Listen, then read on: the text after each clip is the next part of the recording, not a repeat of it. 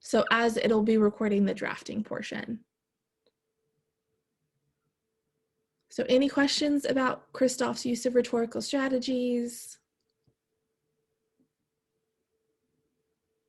So most of them do appeal to logos, and of course, as we're getting into drafting, which we're going to talk about today, we really want to understanding that and seeing kind of how Christoph is working to build the primary appeals can really help us as we're getting into analyzing specifically how he's using rhetorical strategies and how he's constructing the argument as a whole, which is really what we are focusing on deconstructing in our rhetorical analysis specifically. So when we're getting into rhetorical analysis, there are a lot of different things we want to consider. And of course, organization is really important, which is why we're going to go over how we can draft and the different options for presenting a rhetorical analysis, especially to make sure that you guys are all responding to the different elements of the prompt, right? And kind of creating that little checklist. So in terms of the prompt, I know it was posted. Did you guys have any questions, or do you want to go over it in more depth like we did with the last paper? What would be the most helpful for you guys? Do you want me to annotate? Okay, so Virginia, go over it. Awesome. So in terms of this prompt, I did break down the different sections this time because of space, because the font was already getting really small, because there's a lot of details, because there's a lot of elements that go into rhetorical analysis. I did leave out that first paragraph, which is just introducing the articles we read in the context. So we really are just focusing in terms of the main root of this paper and how I've broken it down in terms of what it is you should be focusing on. So really, for this paper, as we've talked about, we're writing a rhetorical analysis of Christoph's argument to explain and evaluate the different rhetorical choices that he made to construct his argument. So those rhetorical choices, that's when we're getting into the elements of the argument. So the different things that go into constructing it, and of course, figuring out why and explaining why Christoph made those choices, and versus whether or not they were actually effective in terms of persuading the audience.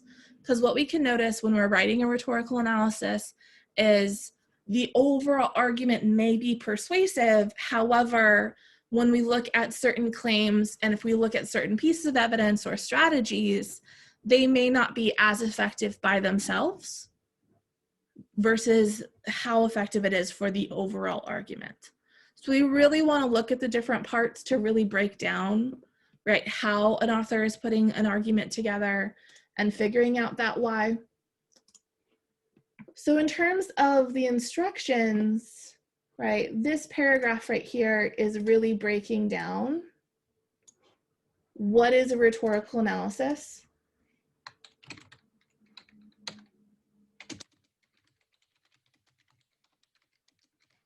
in terms of what are the goals and what are the different things that we're going to be explaining and addressing as we're presenting the argument specifically that Christoph is making. So if we think about the elements of argument, it's making clear that you're explaining why they chose specific claims, evidence, and rhetorical strategies. So getting into the author's intent. So if we think about when we're talking about the claims and evidence last week, and even getting into rhetorical strategies, that is really putting yourself into basically the mind of the author in some way to really kind of brainstorm and figure out, well, why did he or she make these choices? So that you can break that down and explain that to your audience. And then the second part of that rhetorical analysis is evaluating whether or not they're adequate for that audience, so the interpretation. So every time we present claims, evidence, and rhetorical strategies, we want to make sure we're doing both of those things. And of course, the easiest way to make that clear is to analyze specific examples in the body paragraphs, and in each analysis, address the author's intent as well as the effectiveness or ineffectiveness for that audience. So we're really breaking up our paragraphs in a specific way so that we're doing that in a cohesive place, essentially. And here we have just what you must do. So these are what I'm looking for in terms of how much of Christoph's argument you are analyzing. Because of course, as we talked about last week, he has 5 total claims. But of course, for rhetorical analysis, you don't necessarily need to analyze all of them. You just want to specifically analyze at least 2, either the most important or the claims that are most interesting, because they would move that argument forward or probably be more appealing for the audience. So those are going to be the claims that are going to be the easiest to talk about for you. And of course, the reason that we want to do at least 2 is so that you can give readers a sense of how that argument is being made, and of course, the variety of different claims that are presented, especially in clarifying the difference between the main assertion, so the overall purpose in terms of what the author is trying to persuade that audience to believe. So then you want to have 2 examples of 2 different kinds of evidence. So in terms of that, so you can again assess the variety of evidence. So you're establishing that the author didn't just use the same type over and over again. You're able to assess how he used different types. And of course, based on the type of evidence, it could be varying degrees of effectiveness, or even using that variety of evidence, making the overall argument more effective, which is something that you can address in terms of your analysis. And then identify 2 examples of how Christoph uses rhetorical strategies in order to build appeals and explain why he chose these strategies. So if we think of like all of the rhetorical strategies, right, you can choose which ones you specifically want to focus on. The biggest thing is 2 examples, and typically that means like to show how he appeals to 2 of the different Aristotelian appeals, especially in thinking about the differences, and especially as we're getting into evaluating his appeals to pathos, logos, and ethos, you can note basically why it's important within that analysis to make those individual appeals. Or even if we think about what we talked about in terms of his primary appeal throughout to logos, why he would prioritize that as appeal throughout the argument over another appeal based on who his audience is, especially when we're getting into the author's intent versus the audience interpretation. So choosing logical appeals in order for the audience to be more accepting of those reasons, especially in terms of getting them to agree with the stances that are being presented. So all of those different things are a check mark in terms of like what we need to have in here. And of course, the overall rhetorical analysis needs to be at least 4 to 5 pages long. It can be longer than that, but the 4th page must be a full page, essentially because for rhetorical analysis that analyzes 2 claims, 2 different types of evidence, and 2 rhetorical strategies, you wouldn't be able to do that in a shorter amount of time, especially in terms of really assessing them or addressing them fully.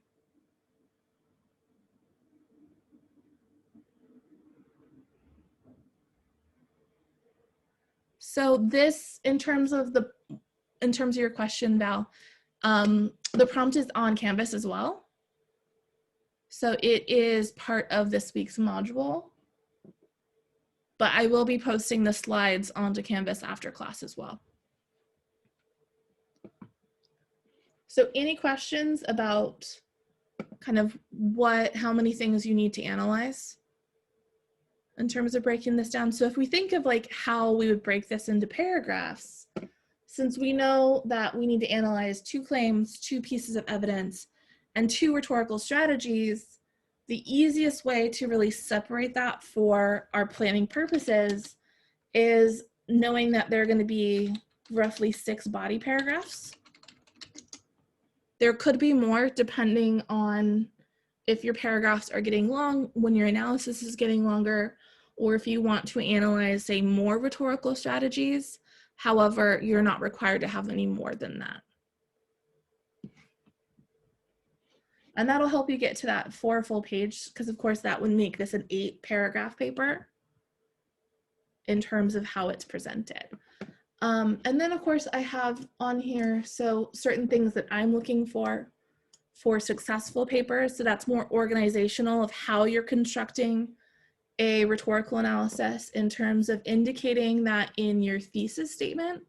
So we're going to look at today how we specifically word a thesis statement for rhetorical analysis.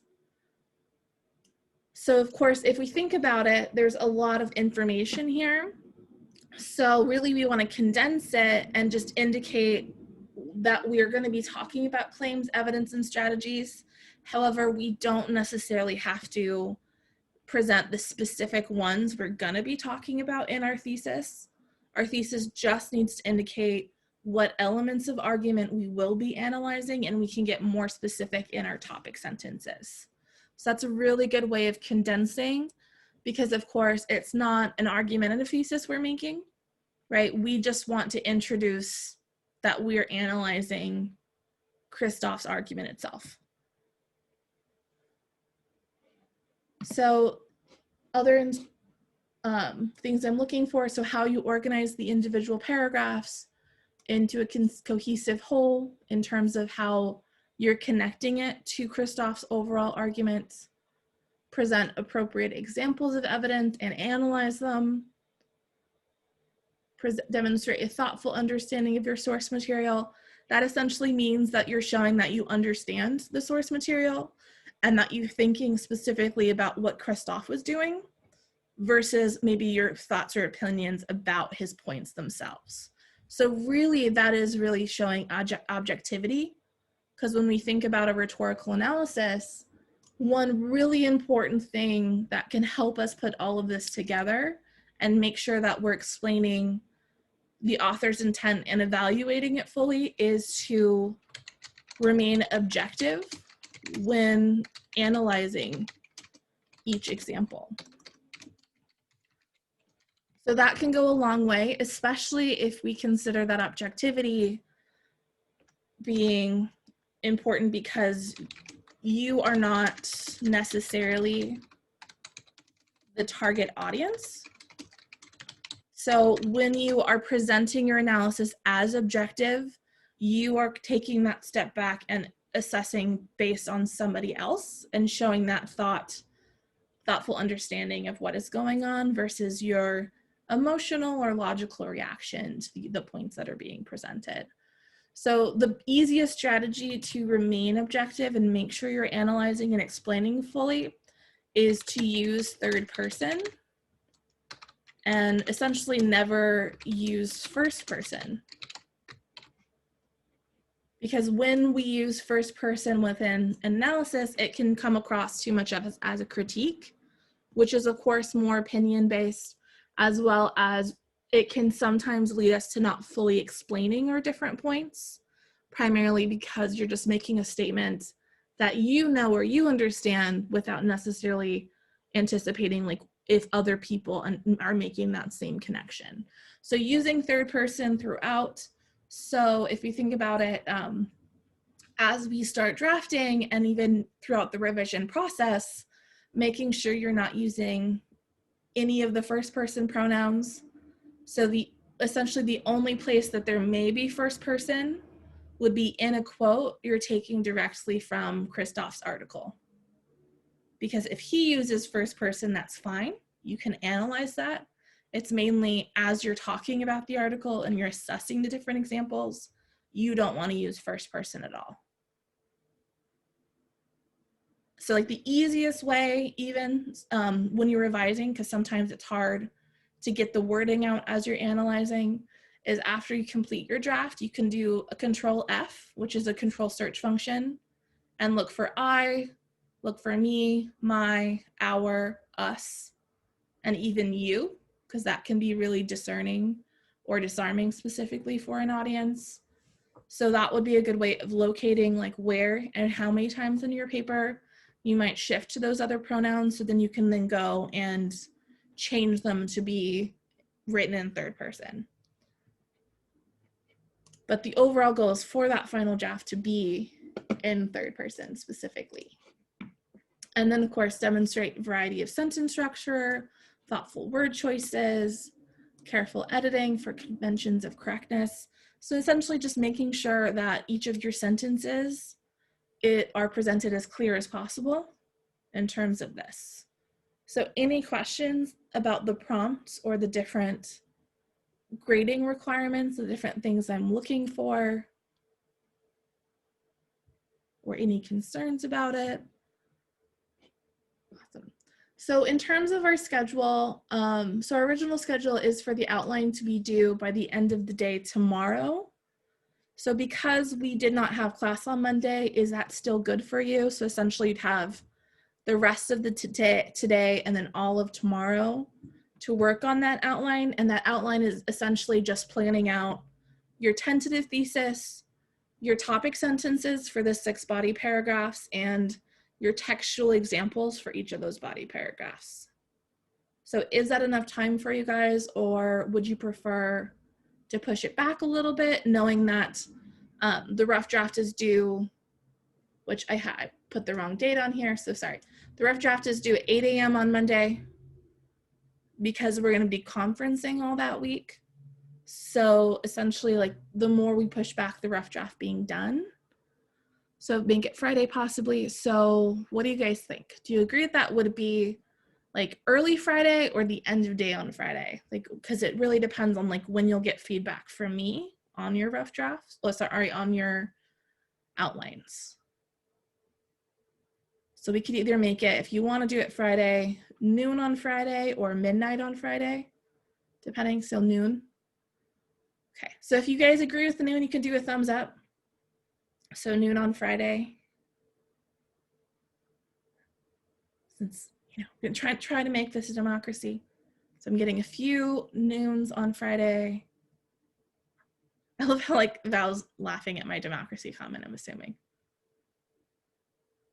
Okay, awesome. And then just for the sake of the vote, if you have your thumbs up, put it down now. If you would like it due midnight on Friday, now you can put your thumbs up. So we have 2, but the democracy has spoken, and this is for the outline, yeah. So this is only for the outline. So the noon on Friday technically has 1. Because that's our voting system. So it'll be noon on Friday. So that gives you about pretty decent amount of time. If you have questions as you're working on it, you can just let me know and I can help you, or we can schedule a one-on-one so I can help you outline it as well. Because I do have some conferencing appointments Friday morning as well. So any questions about our schedule in terms of the outline? I'll change that on Canvas after class. Okay, awesome. So moving forward, just let me know if you do have any questions. So getting into how we're organizing and drafting our paper 2, we really want to focus on organizing to make it as clear as possible for our analysis. So really establishing for readers where you're addressing the different elements of that analysis. So where you're presenting and analyzing Christoph's claims versus his evidence and his rhetorical strategies. So organization is really important to kind of check off all of those different elements and making it really clear when you're addressing his different rhetorical choices. Because of course, when we're thinking about those rhetorical choices, they're gonna differ a lot in terms of what we would be addressing and assessing, depending on what element you're focusing on in each paragraph. So I did break that down in our discussion today in terms of the different considerations and then the questions we would want to consider as we're analyzing different claims, evidence versus strategies. But the biggest thing, and of course, kind of the most difficult in terms of if you've never written a rhetorical analysis before, is figuring out your thesis statement. Because if we think about that thesis, there's a lot that needs to go into it, because the thesis, as that last sentence of our intro, needs to guide readers and really establish all of the different elements of Christoph's argument that you're going to be analyzing.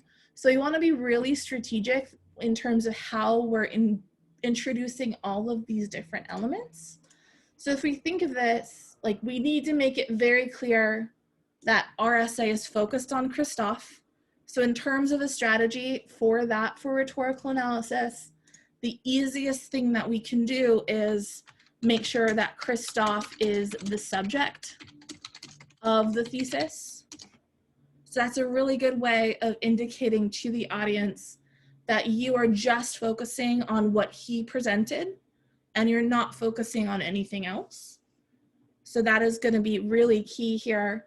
And then, of course, like, which was one of the concerns that was in the chat, was really focused in how are we presenting, indicating that we're talking about Christoph's claims, his evidence, and his use of rhetorical strategies, and then tie it in to make it clear that we're evaluating the effectiveness of those different things.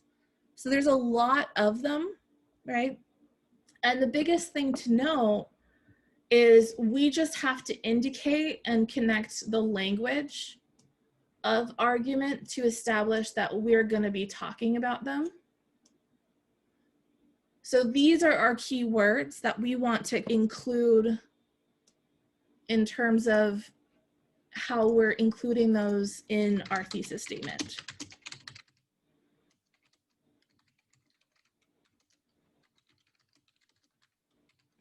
So we don't have to get more specific than that yet, but we just want to make sure we're using this language specifically, because that's going to be the clue for the audience once we get to our body paragraph topic sentences, how we're going to be getting more specific when we're talking about Christoph's specific claims, specific evidence, and specific rhetorical strategies.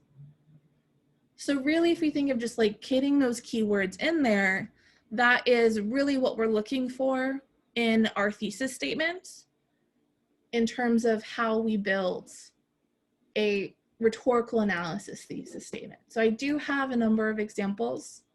Oop, went a little too far.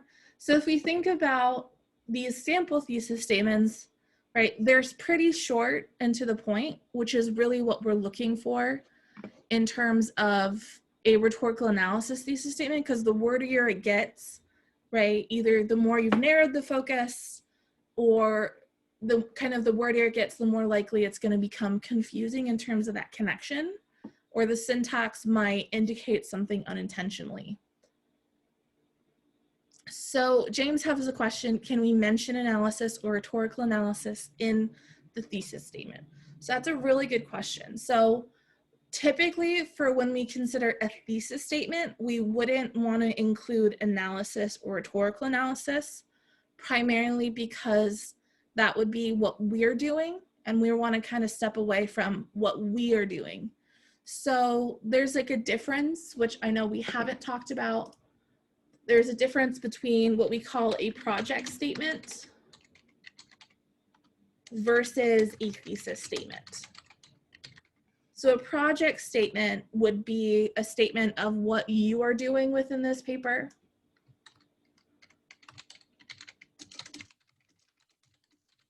And typically you would be indicating and using language like, in this paper, I will be analyzing, so on and so forth. So that is what we would consider a project statement, because you're indicating to your audience that you are completing a project. However, right, especially if we want to maintain objective, that's when it's better to use a thesis statement in which we are establishing, we're not connecting ourselves to that argument itself. So a thesis statement would be essentially just that. It would be a statement focused on introducing what will be analyzed without basically showing our intent, I guess would be a way we could say it. So it's taking a step back so that it can help us maintain that objectivity, because that project statement, because of that language of I will be analyzing, it's establishing that this is from your perspective instead of establishing an analysis as objectively as possible. So you do want to avoid using language like I will be analyzing or this is a rhetorical analysis. We just want a statement about what it is that will be analyzed. Any questions about the difference between those two?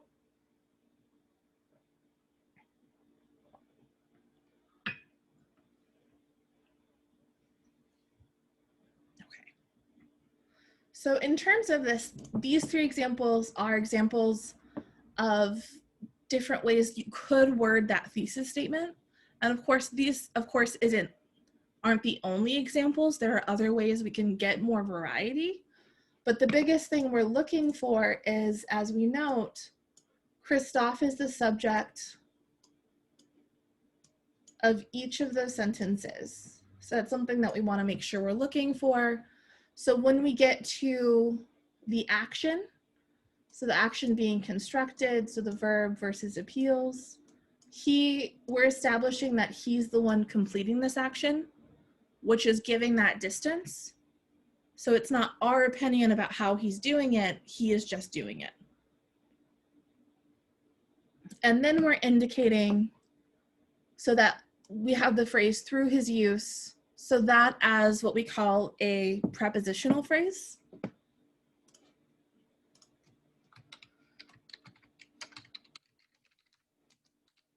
So that is indicating the how he does this that you are gonna be explaining. And then we're just indicating, so claims, evidence, and rhetorical strategies. And what we can notice here is they're plural. Evidence is just plural. We don't really add the S on the end of that. So by having them plural there, it's indicating that we're going to be talking about multiple, so that when we get to our topic sentences, that's when we would focus on like he claims or one of his claims to make it more specific. So if you think about it, it's just indicating that language. And of course, in terms of that last part about evaluating the effectiveness, that's where it can get a little bit more tricky in terms of how you want to establish that language. Because if you are evaluating that he did use all of these claims and all of the strategies and evidence effectively, right, then you would want to indicate that in your thesis statement, versus if you are going to focus on it being ineffectively used for his audience. But if you want to say some are effective and some are ineffective, you would want to include a phrase that shows that there's a varying degree of effectiveness. So this is what's going to link and connect it to your evaluation. So as you're getting into your analysis of the different claims, the different evidence, the different strategies, the audience knows that you're going to be talking about the effectiveness, and they can anticipate what type of effectiveness you're going to be emphasizing. Or they'll be able to know that you're going to be assessing like some being more effective than others. Any questions about those examples? And of course, there's other ways, right? You can use different verbs to give more sentence variety, right? You can use an introductory phrase to really introduce these things. So it's just the biggest thing is getting that information there and making sure Christophe is the subject of that sentence to really establish that this is a rhetorical analysis. So any questions about a thesis statement for rhetorical analysis? Or any other wording that you guys are considering that you guys you're wondering if it would work? What do you guys think?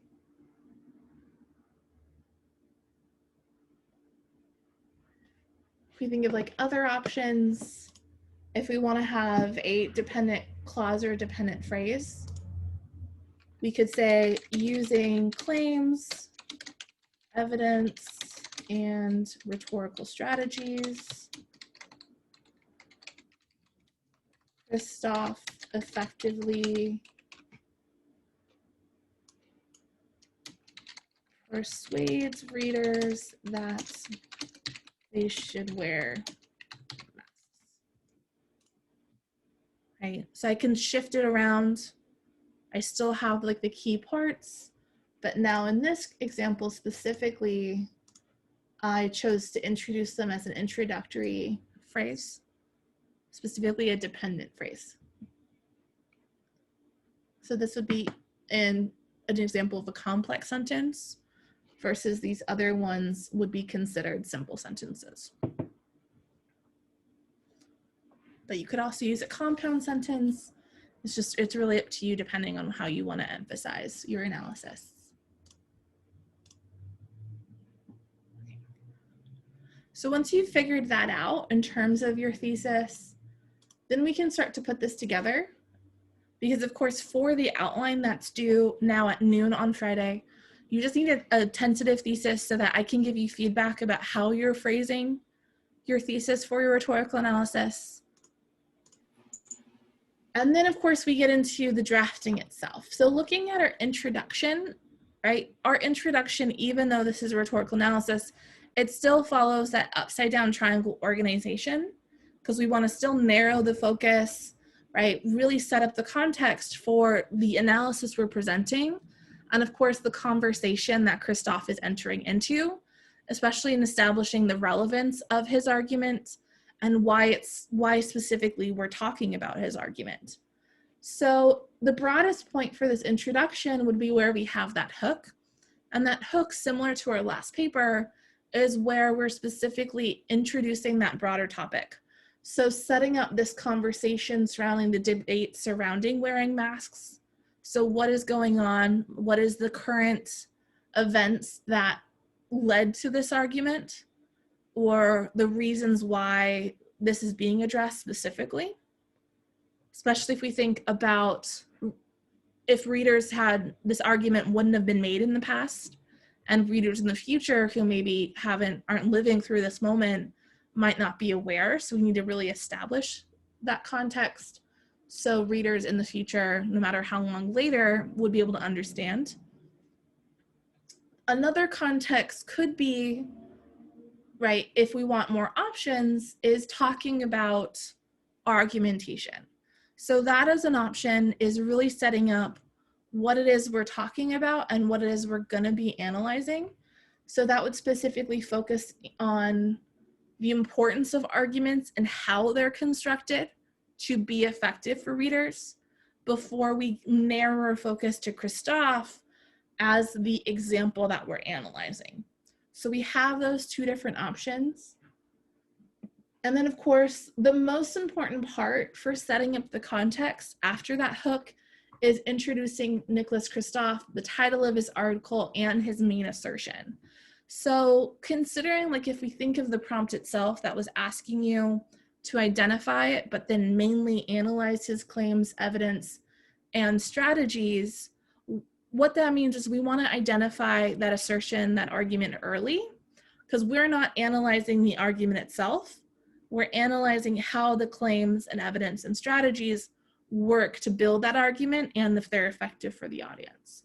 So to establish that, so before we get our thesis, we want to be really explicit in presenting the argument so that our audience knows what the claims are building to, or they can kind of forecast like what specific claims or examples might be used. So that's really important. And of course, because you're using quotes from Christoph's article, you also want to introduce them there so that once you present your first textual example in your first body paragraph, it's clear which article it's being taken from. Specifically because Christoph has written a lot of different articles. He is a current event columnist. So we do want to differentiate this article from others that he has written. And one thing to note, we do want to make sure that the article title is in quotations to clarify that this is just a smaller work from a larger publication. And since we're analyzing the effectiveness for his audience, you do want to identify who Christoph's target audience is and even why he's trying to persuade them. So that it's very clear for your readers, right? When you're analyzing the effective for the audience, they already know who that audience is and who you're referring to. So you can more easily make that connection as you're addressing and assessing the different examples in your body paragraphs. So that all narrows the focus before we get into our thesis statement, which should always be the last sentence of your introduction. So any questions about the intro paragraph? So you can do a thumbs up if you guys are good. Awesome. So moving forward, that's when it gets more complicated because of course you are analyzing multiple elements of Christoph's argument. So there are two different options in terms of how you want to organize your body paragraphs.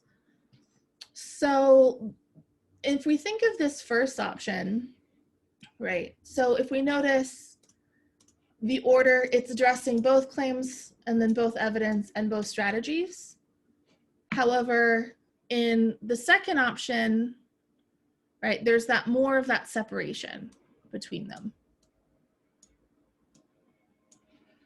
So really in terms of which option you go for, it's really going to vary depending on if there is a connection between the evidence and the claims and the rhetorical strategies that you're analyzing versus if you're just choosing specific claims, evidence, and strategies that you are more willing to talk about. So if we think about this, right, as that organization, when we choose option one, right, you're just kind of going down that list and addressing them, but you're not emphasizing the connection between the evidence to its specific claim or the rhetorical strategy for its specific claim. However, if you're using option two, you can reference that connection. So for instance, after you analyze claim one, if evidence one is evidence for that specific claim, you can make that connection and talk about that as you're assessing and analyzing evidence one. So you don't necessarily have to. That's really just going to come down to when you decide the specific claims and evidence to talk about specifically. So any questions about that in terms of how you're ordering the paragraphs? Okay. So once we have identified the specific claims and evidence and the rhetorical strategies that you're analyzing, right, the paragraphs would just vary depending on what is the focus of the analysis for that paragraph. So I've broken it down into body paragraphs that are analyzing claims versus evidence versus strategies, just so it's a little bit easier to follow in terms of the questions that you would want to assess in terms of how you're analyzing the specific example. So for instance, in terms of our first body paragraph type, which is analyzing claims, our topic sentence is where we're going to be more specific than our thesis. And that topic sentence is going to introduce and paraphrase the specific claim that Christoph makes that you're analyzing. So it's really important to paraphrase it essentially because we want to avoid using quotes in our topic sentences unless it's absolutely necessary. And of course, we want to make it as clear as possible when we're presenting our textual example and when we're analyzing it. So for instance, like for this and making that connection, we would just present a statement. So Christoph claims that and then whatever that claim is, we're going to be analyzing.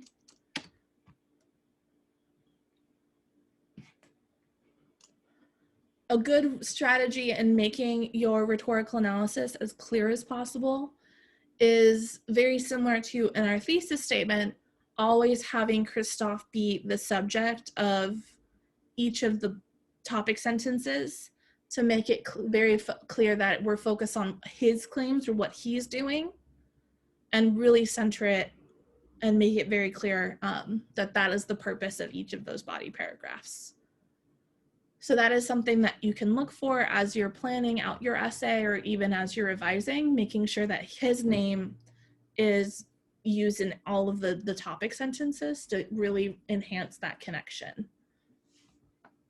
So once we present the claim, that's when we would want to present the textual example. So we want to illustrate for our analysis specifically how Christoph is presenting this claim, because that's really going to be how we're going to analyze, or specifically what we're going to be analyzing.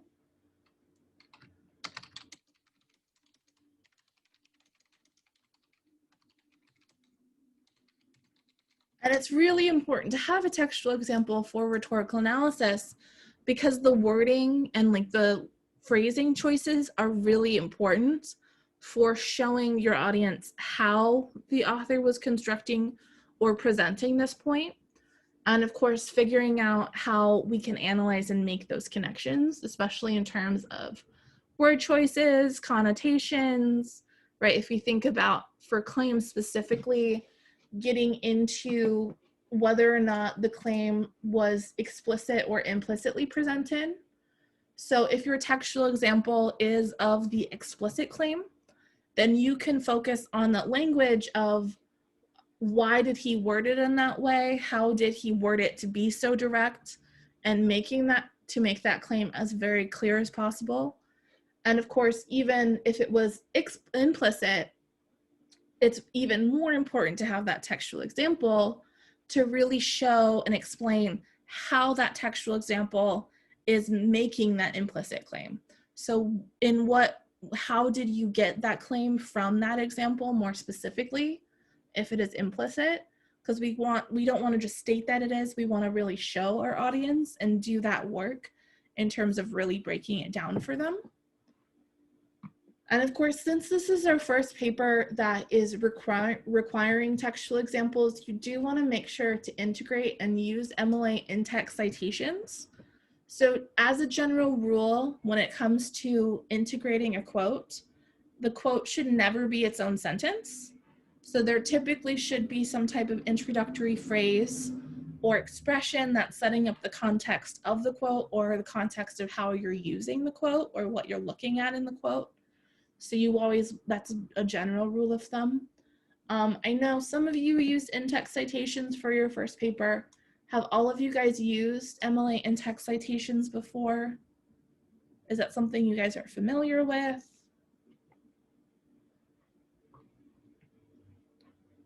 Or would you guys want to touch on that a little bit in terms of the citation?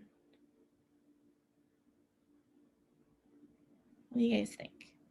I don't think I know it specifically as MLA in text citation, but I've always like let it not just put a quote. I've always like put like a little like buffer in the beginning and the end, I guess. I don't know. The integration, that's kind of more standard for like all types of writing, so that's not unique for MLA. The citation itself is the one that's more specific because it's really good. I like how you say I might steal that in terms of calling it a buffer. Got it. I like that a lot. But the citation itself, that is really important because that is, if we think about the MLA in-text citation, that is really important because that really avoids plagiarism.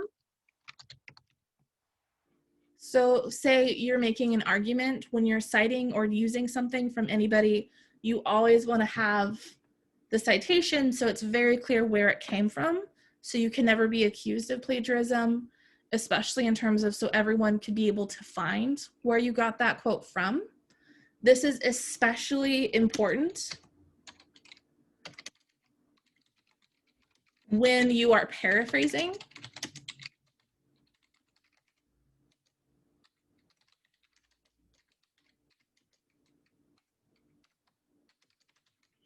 because that is typically when people get in trouble the most for plagiarism. So they're focusing on talking about a topic and they're taking an idea that they got maybe from a source or that they read about for a class, but they're not giving credit. So MLA in text citation is always about giving credit to where you're getting that information from. Are you familiar with the difference between paraphrasing and quoting? Quoting's like the direct quote, like you're taking the full quote, where paraphrasing, you're just kind of basically picking and choosing some of the words. Or putting it in your own words, yeah. Yeah. Exactly. So you're just essentially paraphrasing is usually the most dangerous because you're not, when you're putting it in your own words, it's not necessarily explicitly clear that you're using somebody else's idea. So that's why it's really important to cite it to make it clear so you don't get in trouble for essentially a copyright claim for taking an idea, because any ideas are technically intellectual property. So that's something you want to be mindful of. And of course, Virginia noted using OWL Purdue. I use OWL Purdue all the time. It's the best resource in terms of MLA citations.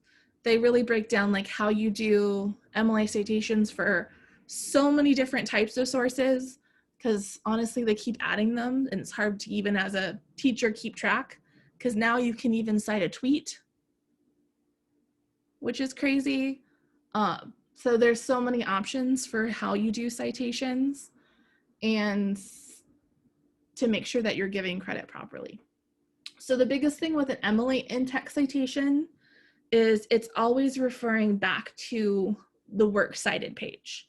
So how we use an in-text citation, it's always going to be connecting to that works cited page and the first part of the citation on the works cited page.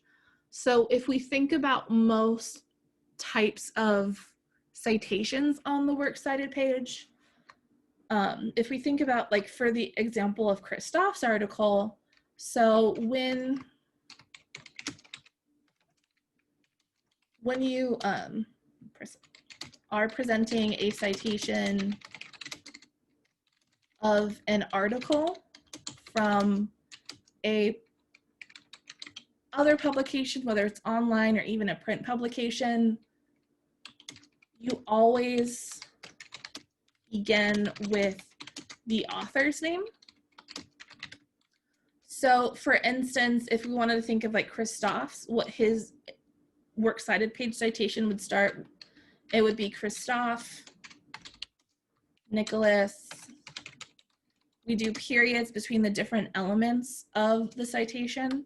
So the next thing would be the name of the article.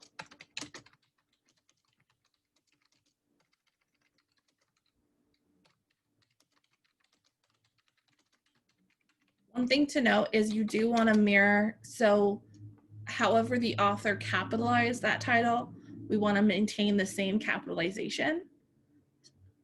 So this information comes first so that the reader, if they're looking for that source where you got that information or what you're talking about, they have the information in the order to help them find it. So for instance, they would know what author to look for, which specific article to focus on, and then we would have like the name of the publication, and that would be in italics typically. I'm trying to remember, I think it's the New York Times for Christoph, because I know he's written for the New York Times a lot.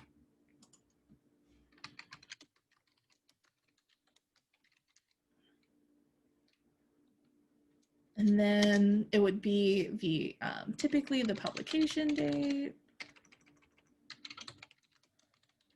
And then now they want the hyperlink, which I'm still not happy about. Teacher problems. If you've never used like MLA before, we're on MLA version 8. and my favorite was 7, and I'm still mad they changed things. And the biggest thing, like for MLA format on a works cited page, is we have what we call a hanging indent. So that means, and it's especially important if you're using multiple sources. So we have the hanging indent so that the author always come first. So the first part of the citation is aligned with the far left margin. And then if it goes over a line, every line after that is indented the 1/2 inch. And then the next source would be aligned with the far left margin. So that's essentially like if you're using multiple sources, it's really important so that we as a reader can identify which source you're referring to. And of course, like another thing is the works cited page is always in alphabetical order based on the first piece of information. So in terms of a works cited page, right, sometimes you may not have an author name for an article. So when you don't have an author name, you would start with the article title. So for in-text citation, it'll always be the first piece of information that's listed on the works cited page for them. So in this case, since we do have an author, your in-text citation would be in parentheses, Christoph, and then the page number. So say you're quoting from page 1. So when you have that for whatever you paraphrased or the quote, when your reader looks at your works cited page, they can find Christoph immediately. It's important to note for MLA in-text citation is you don't have to write page. There's no comma in there anymore. It's literally just the author's last name and the page number.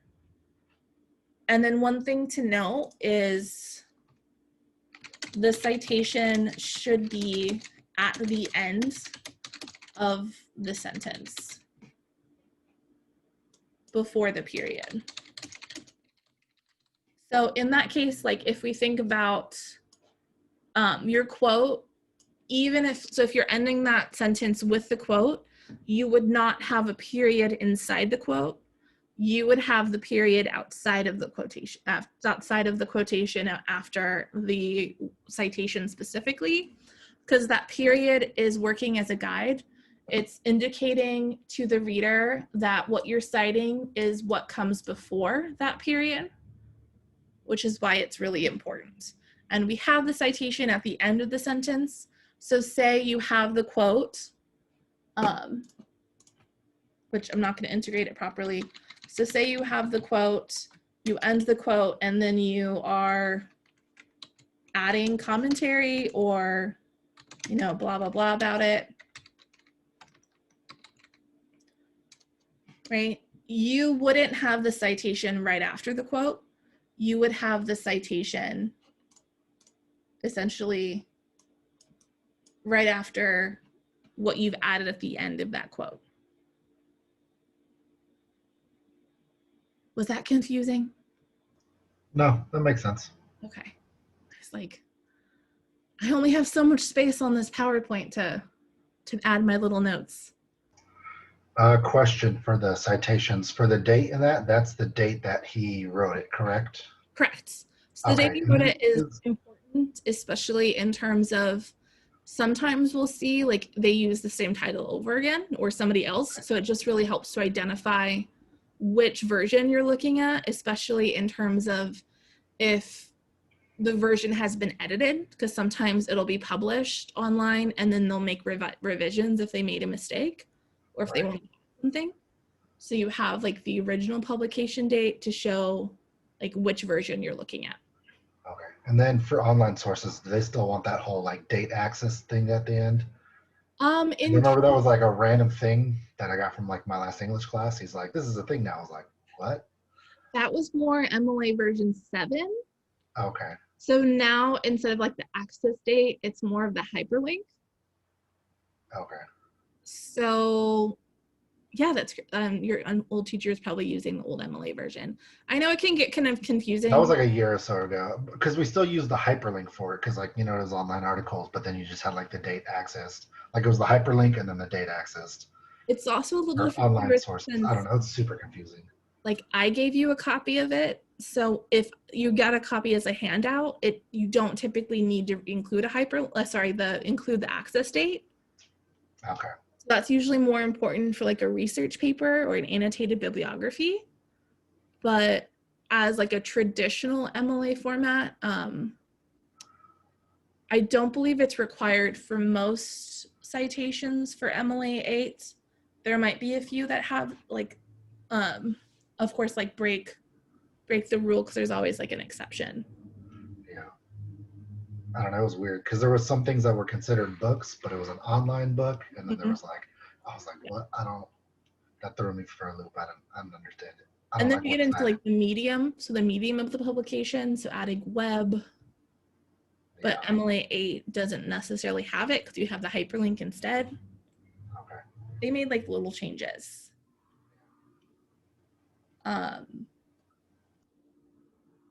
Yeah, but so OWL Purdue is always like the best resource. So even if your teacher's like, no, I want it this way, you could be like, well, you said MLA and this is the most current MLA.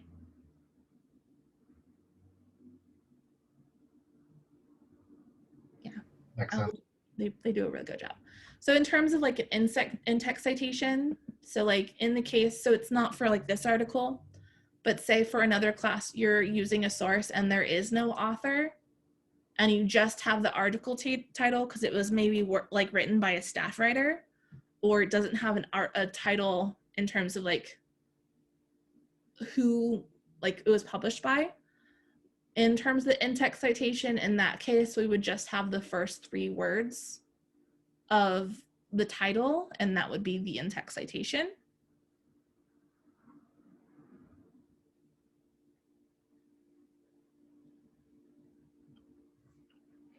Or it's like the title of the article or the title of the page from the website.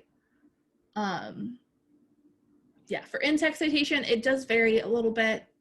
So if there are multiple authors, then you would have all of the authors' last names listed. Or if there's more than 3, you would do the first 2 and then et al., which means like and so on. It gets real kind of crazy. We'll talk more about that when we do an annotated bibliography. And then even with the works cited page, you still want to reference, like since you're using quotes from the articles, you still want to reference articles within the actual essay, right? Yes. So you're just getting into that practice. So with MLA citation, like if you are only using one author and it's very clear when you're using an author, you can typically abbreviate and just have the page number. But I like to advise students to get into the practice of having the author's last name and the page number, because once we get into using multiple sources, that makes it easier to kind of make it very clear who our sources are, so that we're in that habit, so we don't accidentally maybe forget the author when we change sources.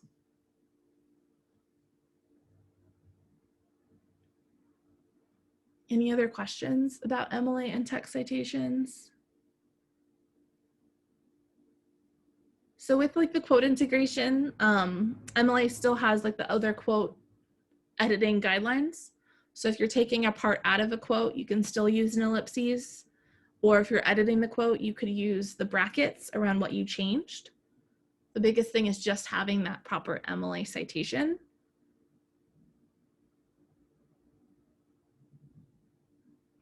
Any questions? Okay. So in terms of this, once we have that quote and the integration with the citation, right, then we have the main part of this essay, this paragraph specifically, which is your analysis.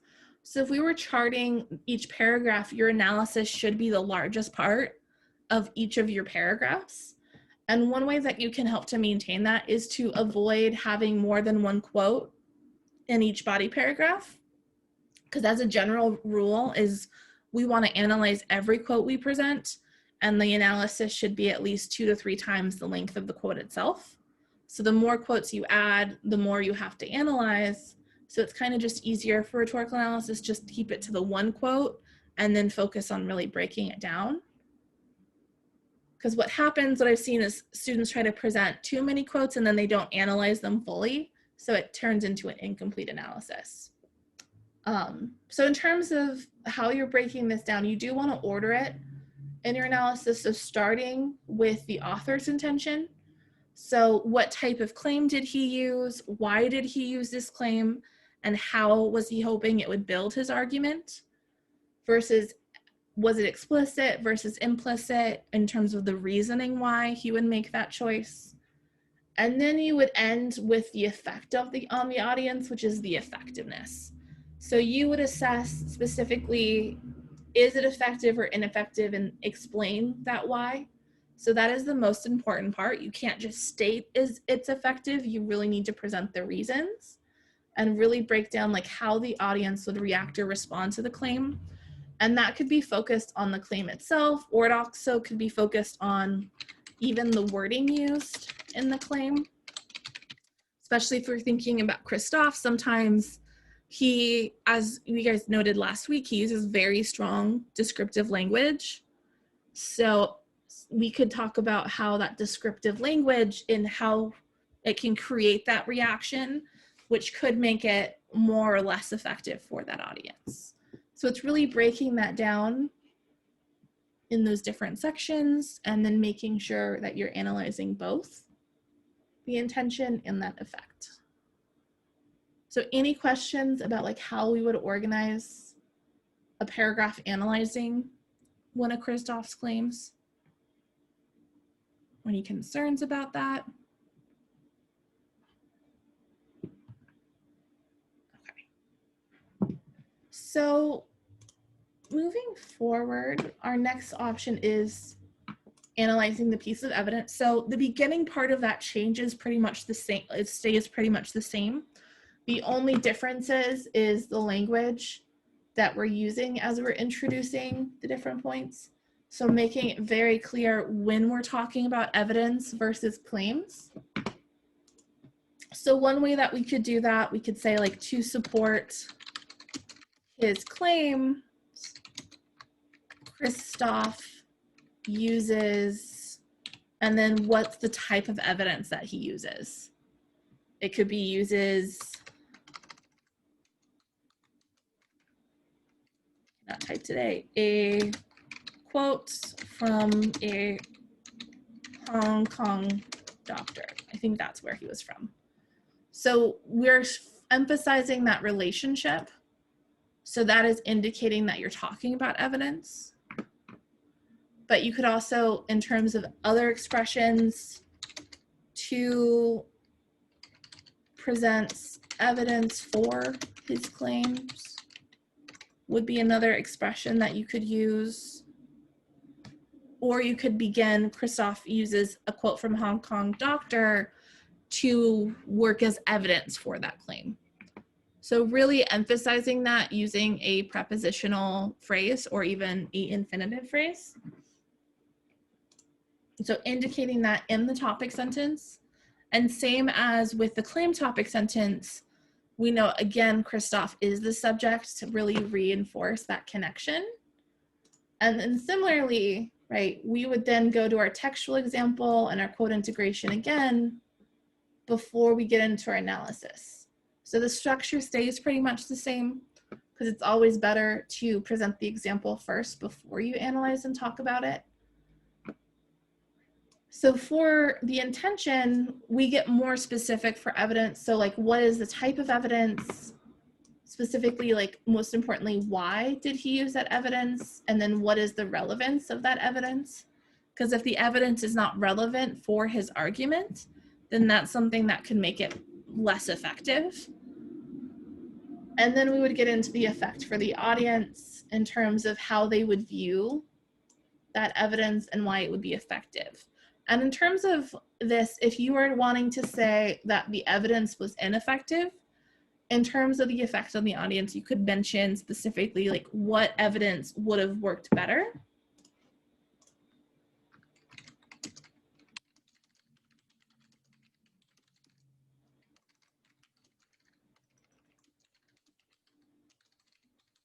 in terms of persuading that audience and why. So you could present like that suggestion in terms of how you break it down as well. So any questions in terms of how to analyze the evidence or how we would organize that paragraph?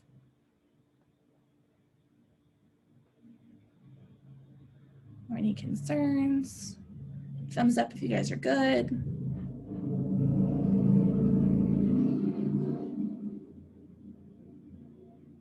No thumbs up? Okay, there we go. Awesome. So our last type of body paragraph is the body paragraph that is analyzing his use of rhetorical strategies. So remember, we need to talk about two of them, and the easiest way that we can do this is we want to introduce the specific type of rhetorical strategy that you're going to be talking about. And because, of course, when we're thinking about the effect, when we're getting to the appeal, that is what we get to later. We want to really just emphasize the strategy itself first. So we could say in that topic sentence, to appeal to readers, Christoph uses cause and effect analysis. So we're just indicating the strategy itself, indicating the why he's using it. But you could, if you want to, you could make it more effective. You could make it specifically more specific. So to appeal to logos. So you can indicate in that topic sentence the specific Aristotelian appeal that you're going to be focusing on in that connection, but that isn't a requirement. So that's really up to you if you want to guide the reader or if you really want to emphasize talking about how that strategy works to make that appeal. And then, of course, similar to the other paragraphs, our textual example, integrating our quote with our citation. And then here we're specifically getting into that how. So you want to go in more depth than even the claim and the evidence paragraphs and really breaking down how it works to appeal to readers, especially to pathos, logos, or ethos, and especially how it works to build. So in terms of that intention, you could look at the phrasing that was used in that example, the word choices that help make that connection. So you would really want to go more in depth in terms of illustrating and explaining how that rhetorical strategy works in an example, especially in clarifying kind of what that rhetorical strategy is for an audience who may or may not be familiar with it. One thing that you could do, which is pretty optional, is you could also like define what the strategy is if you want to reinforce that connection and make it even more clear, but that isn't necessarily like required for rhetorical analysis.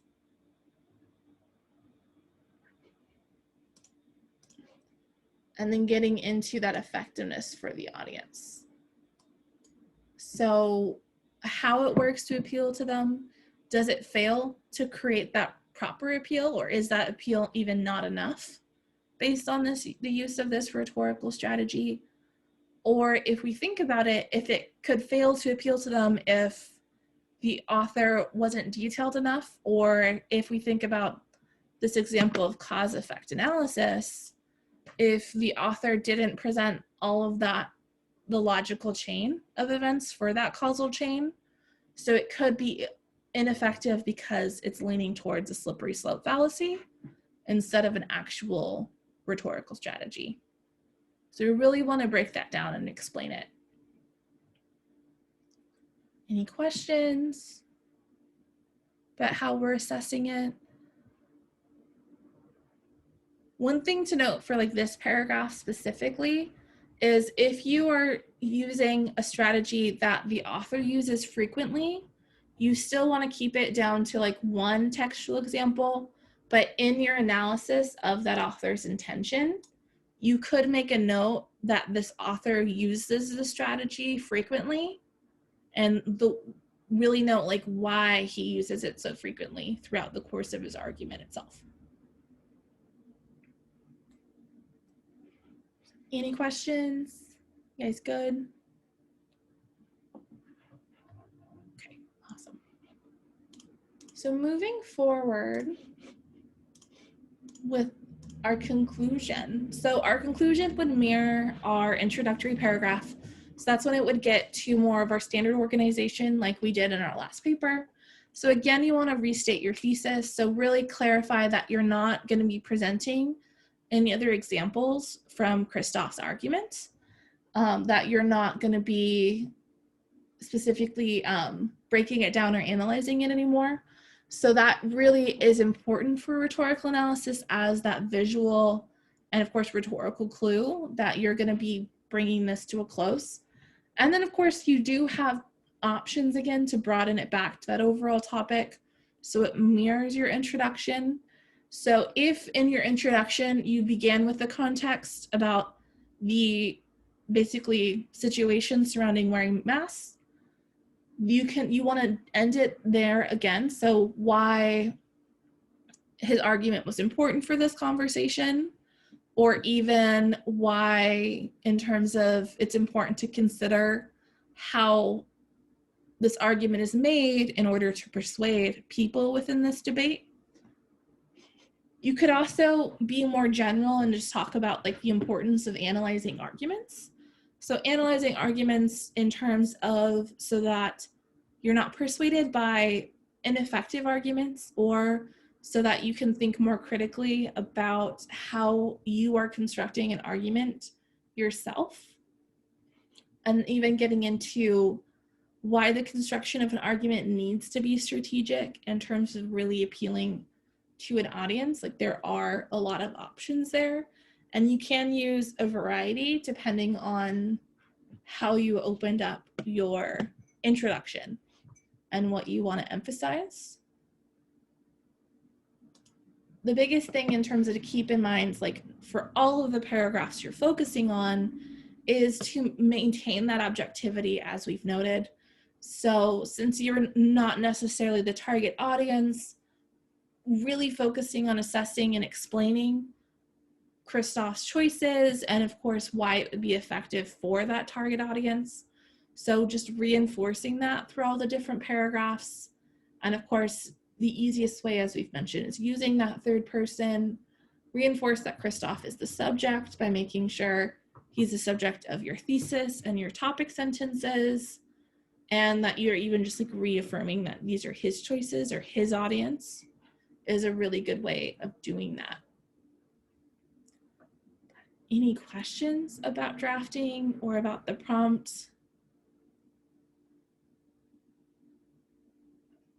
Because I wanted to leave like the last 30 minutes of class so that if you want one-on-one help or if you have any questions that you can hang back. Let me make sure I have everyone for roll before you guys are free to go, unless you do have any questions or if you do want feedback as you guys are working on your outline that is due on Friday. I think I got everybody. Okay. But any questions or any concerns about this or in any of our assignment schedule?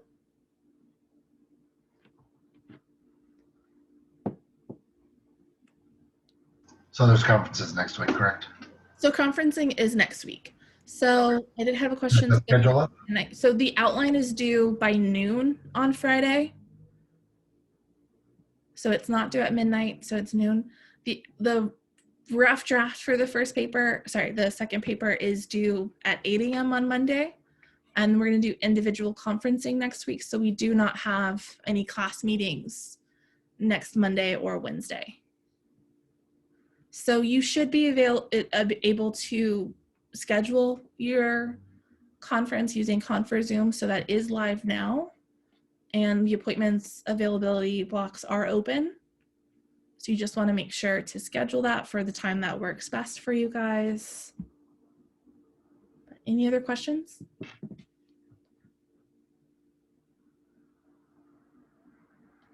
if you do have any questions or you want feedback in terms of as you're figuring out your claims and evidence and strategies you want to focus on, you can hang back. If not, like just email me or I'll see you during my conference. But have a good one. Have a good rest of your week.